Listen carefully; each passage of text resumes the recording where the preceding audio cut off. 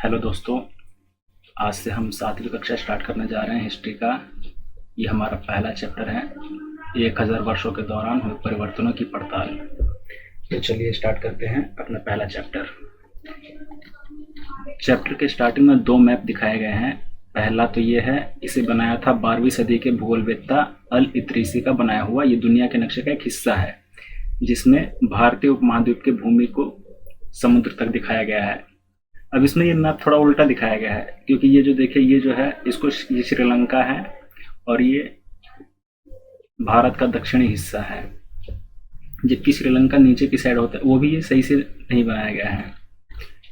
और ये है दूसरा मैप। इसको कब बनाया गया था? उस मैप के बनने के लगभग 600 वर्ष के बाद। मानचित्र 1 और 2 पर नजर डालिए।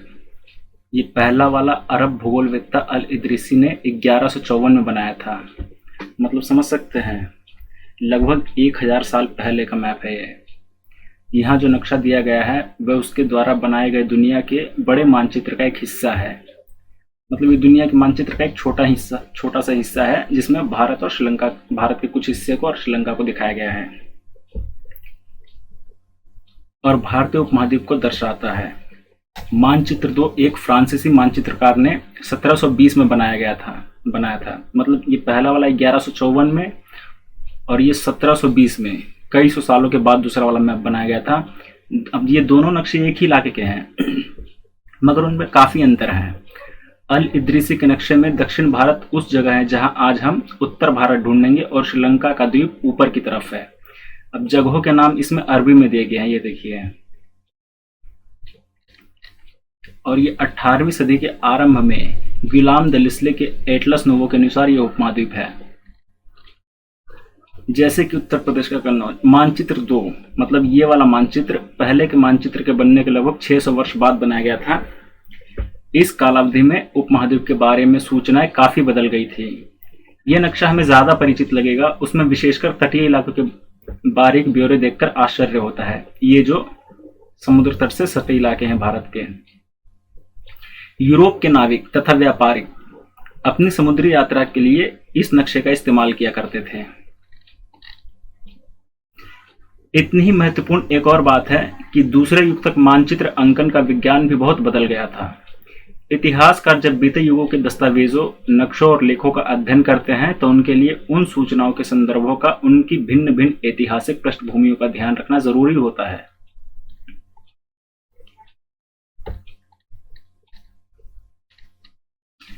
नई और पुरानी शब्दावली। अगर समय के साथ साथ सूचनाओं के संदर्भ बदलते हैं तो भाषा और अर्थों के साथ क्या होता है? ऐतिहासिक अभिलेख कई तरह की भाषाओं में मिलते हैं और ये भाषाएं भी समय के साथ साथ बहुत बदली है। मतलब एक भाषा जो होती है वो समय के साथ बदल जाती है, मतलब उसके शब्द बदल जाते हैं, उनके अर्थ कुछ और हो जाते हैं। उदाहरण के लिए मध्य युग की फारसी आधुनिक फारसी भाषा से भिन्न है। यह भिन्नता सिर्फ व्याकरण और शब्द भंडार में ही नहीं आई है, समय के साथ शब्दों के अर्थ भी बदल जाते हैं। उदाहरण के लिए हिंदुस्तान शब्द ही लीजिए। आज हम इसे आधुनिक राष्ट्र राज्य भारत के अर्थ में लेते हैं। 13वीं सदी में जब फारसी के इतिहासकार मिन्हाज सिराज ने हिंदुस्तान शब्द का प्रयोग किया था तो उसका आशय पंजाब, हरियाणा और गंगा यमुना के बीच में स्थित इलाकों से था। उसने इस शब्द का राजनीतिक अर्थ में उन इलाकों के लिए इस्तेमाल किया जो दिल्ली के सुल्तान के अधिकार क्षेत्र में आते थे। सल्तनत के प्रसार के साथ साथ अब जैसे इनके सुल्तान का क्षेत्र बढ़ता गया तो इस शब्द के अंतर्गत आने वाले क्षेत्र भी बढ़ते गए, लेकिन हिंदुस्तान शब्द में दक्षिण भारत का समावेश कभी नहीं हुआ। इसके भी विपरीत 16वीं सदी के आरंभ में बाबर ने हिंदुस्तान शब्द का प्रयोग इस उपमहाद्वीप के भूगोल, पशु पक्षियों और यहाँ के निवासियों की संस्कृति का वर्णन करने के लिए किया। अब देखिए, बाबर ने इस शब्द का प्रयोग, यानी कि हिंदुस्तान शब्द का प्रयोग इस उपमहाद्वीप के भूगोल, पशु पक्षी और यहाँ के निवासियों की संस्कृति का वर्णन करने के लिए किया। यह प्रयोग 14वीं सदी के कवि अमीर खुसरो द्वारा प्रयुक्त शब्द हिंद के ही कुछ कुछ समान था, मगर जहां भारत को एक भौगोलिक और सांस्कृतिक सत्व के रूप में पहचाना जा रहा था, वहां हिंदुस्तान शब्द से वे राजनीतिक और राष्ट्रीय अर्थ नहीं जुड़े थे जो आज हम जोड़ते हैं। किसी भी शब्द का प्रयोग करने में इतिहासकारों को बहुत सावधान रहना चाहिए, क्योंकि अतीत में उन शब्दों के कुछ अलग ही अर्थ थे। उदाहरण के लिए विदेशी जैसा सीधा साधा शब्द ही ले लीजिए। अब जैसे कि विदेशी आज हम किन लोगों को कहते हैं, जो कि भारत से बाहर से आते हैं। हमारे लिए आज इसका अर्थ होता है ऐसा व्यक्ति जो भारतीय ना हो, यानी कि दूसरे देश का हो। मध्य युग में मानो किसी गांव में आने वाला कोई भी अनजाना व्यक्ति जो उस समाज या संस्कृति का अंग न हो, वो विदेशी कहलाता था। अब ऐसे व्यक्ति को हिंदी में परदेसी और फारसी में अजनबी कहा जा सकता है। इसलिए किसी नगरवासी के लिए वनवासी विदेशी होता था, किंतु एक ही गांव में रहने वाले दो किसान अलग अलग धार्मिक या जाति परंपराओं से जुड़े होने पर भी एक दूसरे के लिए विदेशी नहीं होते थे। इतिहासकार और उनके स्रोत। इतिहासकार किस युग का अध्ययन करते हैं और उनकी खोज की प्रकृति क्या है, इसे देखते हुए वे अलग अलग तरह के स्रोतों का सहारा लेते हैं। उदाहरण के लिए पिछले साल हमने गुप्त वंश के शासकों और हर्षवर्धन के बारे में पढ़ा था। इस पुस्तक में मोटे तौर पर हम 700 से 1750 ईस्वी तक लगभग 1000 वर्षों के बारे में पढ़ेंगे। इस काल के अध्ययन के लिए इतिहासकार जिन स्रोतों का प्रयोग करते हैं उनमें आपको बहुत सी चीजें ऐसी मिलेंगी जो पिछले युग में वैसी ही चली आ रही हैं। इतिहासकार इस काल के बारे में सूचना इकट्ठी करने के लिए अभी भी सिक्कों, शिलालेखों, स्थापत्य यानी कि भवन निर्माण कला तथा लिखित सामग्री पर निर्भर करते हैं। पर कुछ बातें पहले से काफी भिन्न भी हैं, मतलब कि कुछ थोड़ी अलग भी हैं। इस युग में प्रमाणिक लिखित सामग्री की संख्या और विविधता आश्चर्यजनक रूप से बढ़ गई है। मतलब कि लिखित रूप से जो प्रमाणिक सामग्रियां हैं, क्योंकि इस समय मतलब हाथों से लिखाई होने लगी थी। लोग राजा के दरबार में प्रशस्तियां लिखी जाने लगी थी और उनके जीवनी के बारे में भी लिखे जाने लगे थे। तो ये चीजें काफी ज्यादा इस्तेमाल की जाती है इतिहासकार द्वारा। इसके आगे इतिहासकार सूचनाओं के दूसरे प्रकार के स्रोतों का भी इस्तेमाल धीरे धीरे करने लगे, धीरे धीरे कम करने लगे। इस समय के दौरान कागज क्रमशः सस्ता होता गया और बड़े पैमाने पर उपलब्ध भी होने लगा। लोग धर्म ग्रंथ, शासकों के वृत्तांत, संतों के लेखन तथा उपदेश, अर्जिया, अदालतों के दस्तावेज, हिसाब तथा करों के खाते आदि लिखने में इसका प्रयोग करने लगे थे। धनी व्यक्ति, शासक जन मठ तथा मंदिर लिखने में इसका उपयोग करने लगे। मंदिर पांडुलिपियां एकत्रित किया जाती थी। धनी व्यक्ति, शासक जन मठ तथा मंदिर पांडुलिपियां एकत्रित किया करते थे। इन पांडुलिपियों को पुस्तकालयों तथा अभिलेखागारों में रखा जाता है। इन पांडुलिपियों तथा दस्तावेजों से इतिहासकारों को बहुत सारी विस्तृत जानकारी मिलती है, मगर साथ ही इनका उपयोग कठिन है। उन दिनों छापे खाने तो थे नहीं, इसलिए लिपिकिया नकल नवीस हाथ से ही पांडुलिपियों की प्रतिकृति बनाते थे।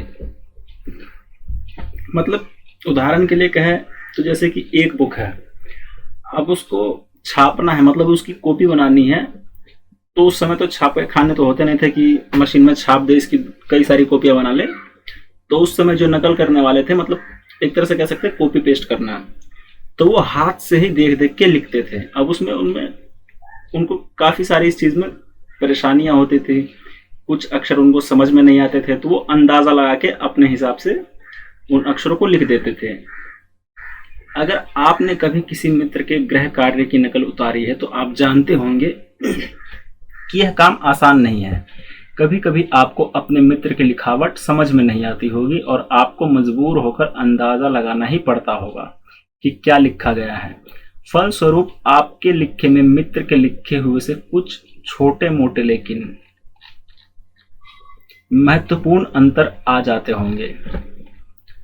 पांडुलिपि की प्रतिलिपि बनाने में भी कुछ कुछ यही होता है। प्रतिलिपियां बनाते हुए लिपिक छोटे मोटे फेरबदल करते चलते थे, कहीं कोई शब्द कहीं कोई वाक्य। सदी दर सदी प्रतिलिपियों की भी प्रतिलिपियां बनती रही और अंततः एक ही मूल ग्रंथ की भिन्न भिन्न प्रतिलिपियां एक दूसरे से ही बहुत अलग हो गई। इससे बड़ी गंभीर समस्या उत्पन्न हो गई, क्योंकि आज हमें लेखक की मूल पांडुलिपि शायद ही कहीं मिलती है। हमें बाद के लिपिकों द्वारा बनाई गई प्रतिलिपियों पर ही पूरी तरह निर्भर रहना पड़ता है। इसलिए इस बात का अंदाजा लगाने के लिए कि मूलतः लेखक ने क्या लिखा था, इतिहासकारों को एक ही ग्रंथ की विभिन्न प्रतिलिपियों का अध्ययन करना पड़ता है। कई बार लेखक स्वयं भी समय समय पर अपने मूल वृत्तांत में संशोधन करते रहते थे। 14वीं शताब्दी के इतिहासकार जियाउद्दीन बर्नी ने अपना वृत्तांत पहली बार 1356 में और दूसरी बार इसके 2 वर्ष बाद लिखा था। दोनों में अंतर है, लेकिन 1971 तक इतिहासकारों को पहली बार वाले वृत्तांत की जानकारी ही नहीं थी। यह पुस्तकालयों के विशाल संग्रह में कहीं दबा पड़ा था। नए सामाजिक और राजनीतिक समूह। सन 700 और 1750 के बीच के 1000 वर्षों का अध्ययन इतिहासकारों के आगे भारी चुनौती रखता है। मुख्य रूप से इसलिए कि इस पूरे काल में बड़े पैमाने पर अनेक तरह के परिवर्तन हुए। मतलब इन 1000 सालों के दौरान बहुत सारे परिवर्तन हुए। इस काल में अलग अलग समय पर नई नई प्रौद्योगिकी के दर्शन होते हैं, जैसे सिंचाई में रहट, कताई में चरखे और युद्ध में आग्नेयास्त्रों यानी बारूद वाले हथियार का इस्तेमाल। इस उपमहाद्वीप में नई तरह का खान पान भी आया, आलू, मक्का, मिर्च, चाय और कॉफी। ध्यान रहे कि ये तमाम परिवर्तन, नई प्रौद्योगिकियां और फसलें उन लोगों के साथ आए जो नए विचार भी लेकर आए थे। परिणाम स्वरूप यह काल आर्थिक, राजनीतिक, सामाजिक और सांस्कृतिक परिवर्तनों का काल भी रहा। इस युग में लोगों की गतिशीलता, एक स्थान से दूसरे स्थान पर आना जाना भी बहुत बढ़ गया था। अवसर की तलाश में लोगों के झुंड दूर दूर की यात्राएं करने लगे थे। इस उपमहाद्वीप में अपार संपदा और अपना भाग्य गढ़ने के लिए अपार संभावनाएं मौजूद थी। इस काल में जिन समुदायों का महत्व बढ़ा, उनमें से एक समुदाय था राजपूत, जिसका नाम राजपुत्र अर्थात राजा का पुत्र से निकला है। 8वीं से 14वीं सदी के बीच यह नाम आमतौर पर योद्धाओं के उस समूह के लिए प्रयुक्त होता था जो क्षत्रिय वर्ण होने का दावा करते थे। राजपूत शब्द के अंतर्गत केवल राजा और सामंत वर्ग ही नहीं, बल्कि वे सेनापति और सैनिक भी आते थे, जो पूरे उपमहाद्वीप में अलग अलग शासकों की सेनाओं में सेवारत थे। कवि और चारण राजपूतों की आचार संहिता, प्रबल पराक्रम और स्वाभिभक्ति का गुणगान करते थे। इस युग में राजनीतिक दृष्टि से महत्व हासिल करने वाले अफसरों का लाभ मराठा, सिख, जाट, अहोम और कायस्थ आदि समूहों ने भी उठाया।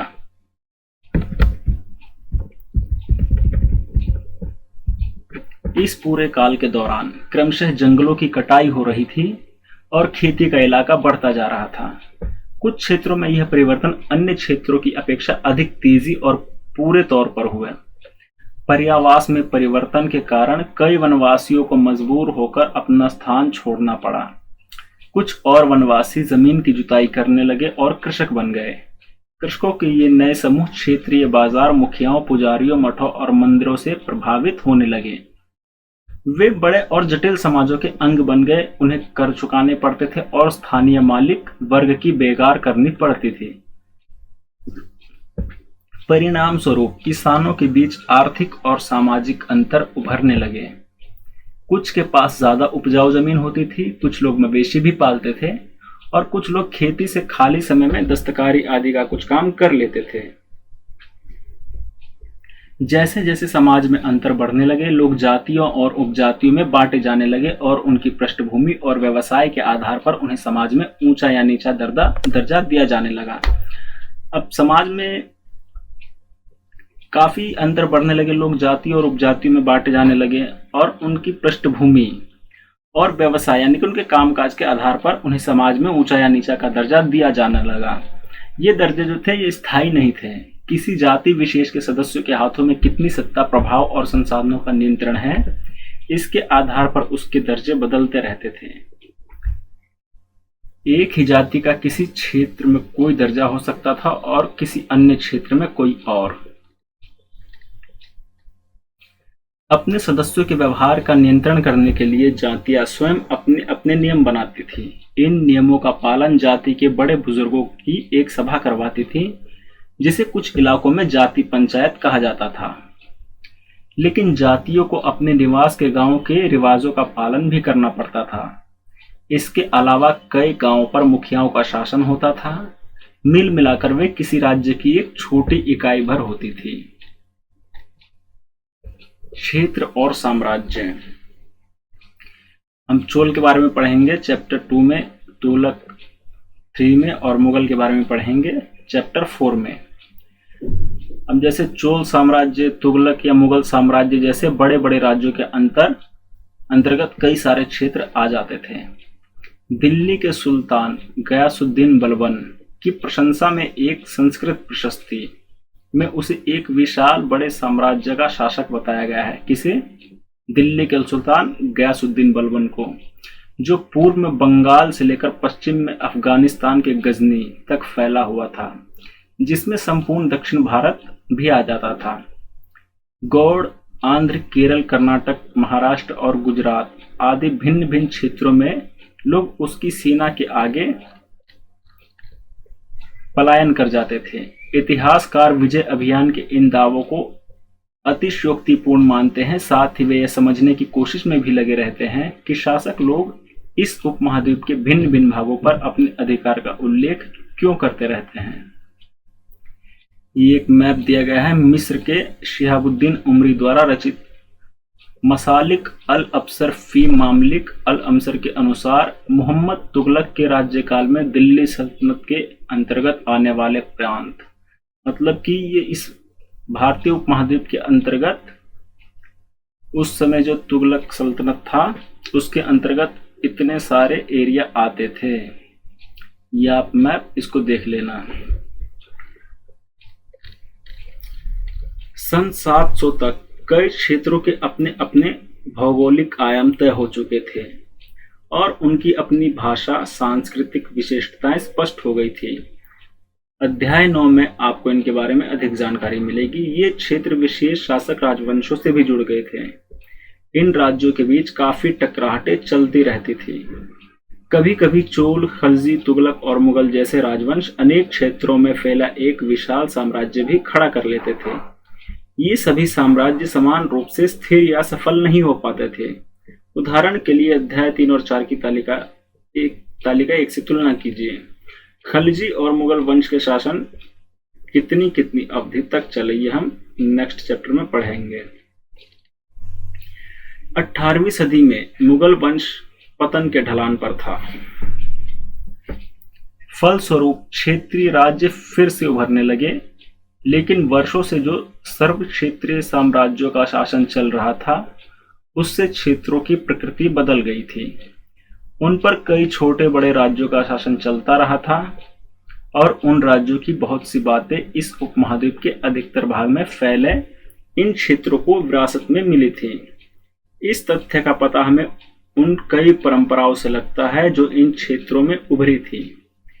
इन परंपराओं में कुछ एक दूसरी से भिन्न और कुछ एक समान हैं। ऐसी परंपराएं हमें प्रशासन, अर्थव्यवस्था के प्रबंधन, उच्च संस्कृति तथा भाषा के संदर्भ में मिलती है। सन 700 से 1750 के बीच के 1000 वर्षों में इन विभिन्न क्षेत्रों की प्रकृति एक दूसरे से कटकर अलग अलग नहीं पनपी थी। हालांकि उनके चरित्र की अपनी विशिष्टताएं बनी रही थी, मगर समन्वय की सर्व क्षेत्रीय ताकतों का प्रभाव भी उन पर पड़ा था। पुराने और नए धर्म। इतिहास के जिन 1000 वर्षों की पड़ताल हम कर रहे हैं, इनके दौरान धार्मिक परंपराओं में भी कई बड़े परिवर्तन आए।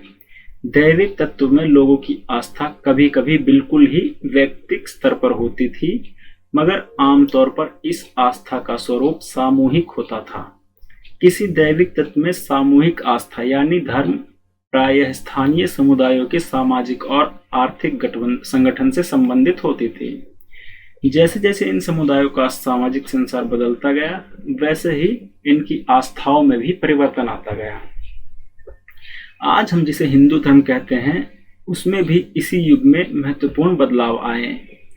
इन परिवर्तनों में से कुछ थे नई देवी देवताओं की पूजा, राजाओं द्वारा मंदिरों का निर्माण और समाज में पुरोहितों के रूप में ब्राह्मणों का बढ़ता महत्व तथा बढ़ती सत्ता। संस्कृत ग्रंथों के ज्ञान के कारण समाज में ब्राह्मणों का बड़ा आदर होता था। इनके संरक्षक थे नए नए शासक जो स्वयं प्रतिष्ठा की चाह में थे। इन संरक्षकों का समर्थन होने के कारण समाज में इनका दबदबा और भी बढ़ गया था। अब संरक्षक किसे कहते हैं? संरक्षक कोई प्रभावशाली धनी व्यक्ति जो किसी कलाकार, शिल्पकार, विद्वान या अभिजात जैसे किसी अन्य व्यक्ति को मदद या सहारा दे। इस युग में एक महत्वपूर्ण परिवर्तन भक्ति की अवधारणा के रूप में आया। इसमें ईश्वर की कल्पना एक ऐसे प्रेमल इष्ट देवी देवता के रूप में की गई थी जिस तक पुजारियों की विशद कर्म कांड के बिना ही भक्त स्वयं पहुंच सके।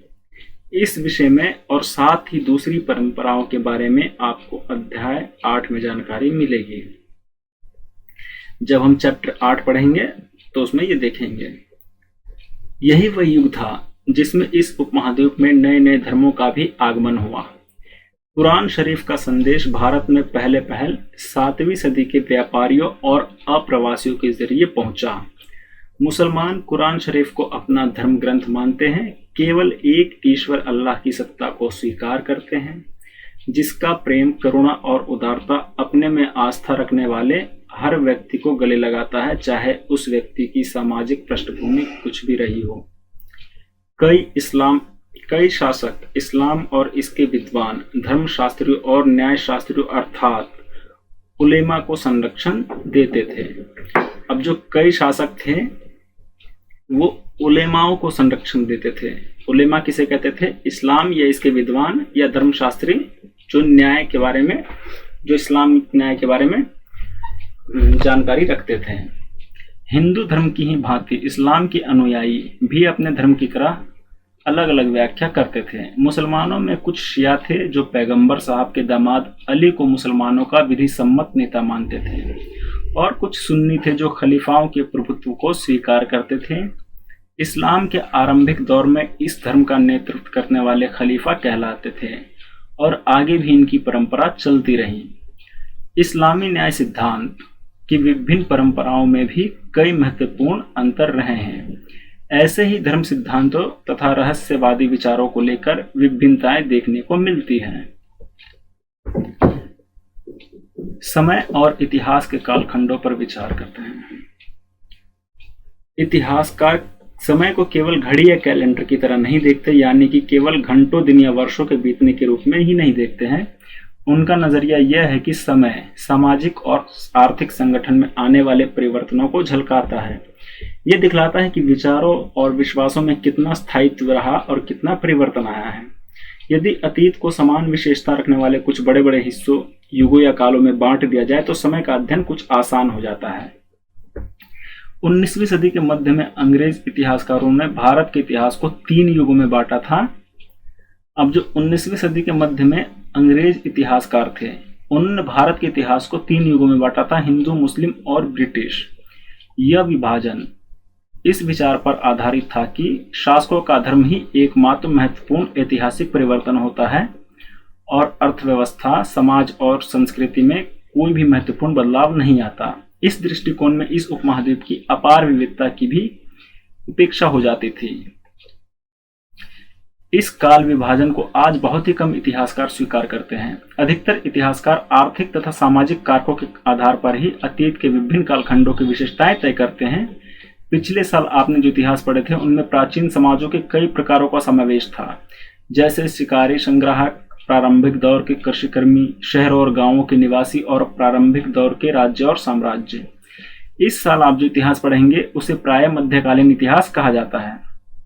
इसमें आपको कृषक समाजों के विस्तार, क्षेत्रीय और साम्राज्य राज्यों के उदय, कभी कभी तो ग्रामवासियों और वनवासियों की कीमत पर प्रधान धर्मों के रूप में हिंदू धर्म, इस्लाम धर्म के विकास और यूरोप से व्यापारी कंपनियों के आगमन के बारे में और विस्तार से जानकारी मिलेगी।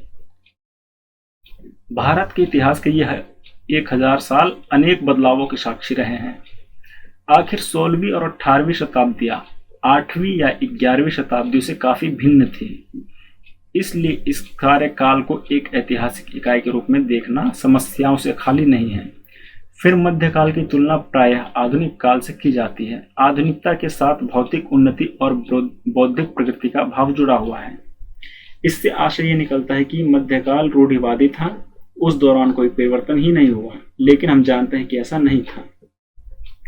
इन 1000 वर्षों के दौरान इस उपमहाद्वीप के समाजों में प्रायः परिवर्तन आते रहे और कई क्षेत्रों की अर्थव्यवस्था तो इतनी समृद्ध हो गई थी कि उसने यूरोप की व्यापारिक कंपनियों को भी आकर्षित करना आरंभ कर दिया। इस पुस्तक को पढ़ते समय आप परिवर्तन के चिन्हों तथा सक्रिय ऐतिहासिक प्रक्रियाओं पर ध्यान देते चलें, और जब भी संभव हो इस पुस्तक में आप जो पढ़ रहे हैं उसकी तुलना आप पिछले वर्ष पढ़ी हुई बातों से करने की कोशिश करें। जहां भी संभव हो यह देखें कि कहां बदलाव हुए हैं और कहां नहीं, और आज अपने आसपास की दुनिया पर नजर डालकर भी यह देखें कि और भी क्या कुछ बदला है या सब वैसा ही है। तो अपना ये पहला चैप्टर खत्म हो गया। मिलते हैं नेक्स्ट वीडियो में चैप्टर 2 में।